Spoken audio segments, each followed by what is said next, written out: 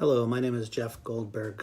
Randall Bookout and I have been friends for 42 years. We met in 8th grade, became very good friends all the way through junior high and high school. Went on to live together after college, and Randy was even the best man at my wedding in 1994.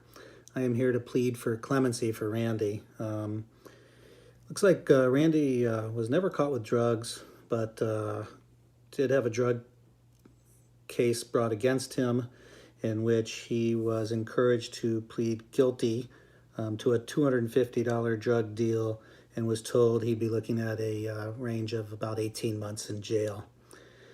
So from what I understand, and I'm no lawyer, but it looks like after he had pled guilty, the government came forward with 50 uncharged drug deals against Randy with uncorroborated evidence.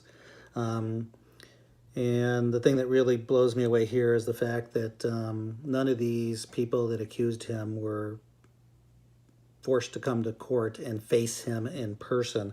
All of this was done through the sentencing, almost like a backdoor way that the government does these things. So Randy went from 18 months to I believe it was about 21-year sentence due to this because the government had no backup, no proof of these multiple drug deals they seem to have claimed. This is unconstitutional from what I understand. Most legal justices say this is outrageous. Judge Scalia on the Supreme Court, I think this was a big pet peeve for him that really bothered him.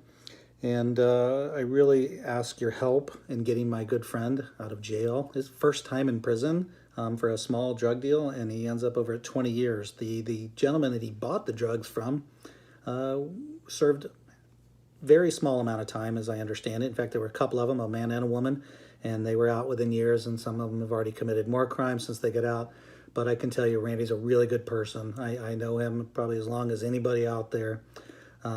This is a really bad deal he got by our government.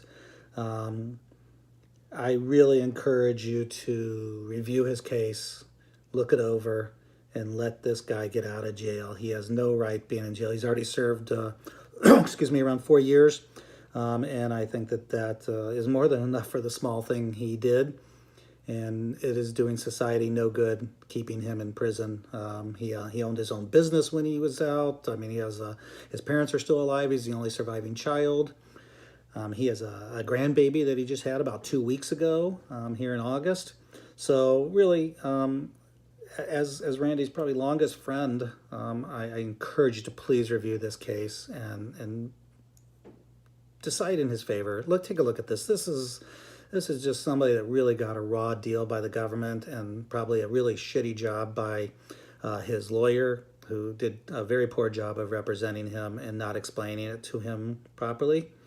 But once again, bad deal. I don't understand how the government takes a bunch of collaborated evidence and uses it against somebody like this. It's just wrong, and I feel horrible about it. I'm in constant communication with Randy, and had tried to go down and see him, but of course COVID hit, so that was knocked out. But I am looking forward to getting down and seeing him, and I really hope that maybe by the time COVID's over and I get down to Texas, I now live in Chicago, that I can get down to Texas and maybe buy my friend a beer at a bar, because I think that's what would be really welcoming. And I thank you for your time and appreciate your help with this matter. Thank you.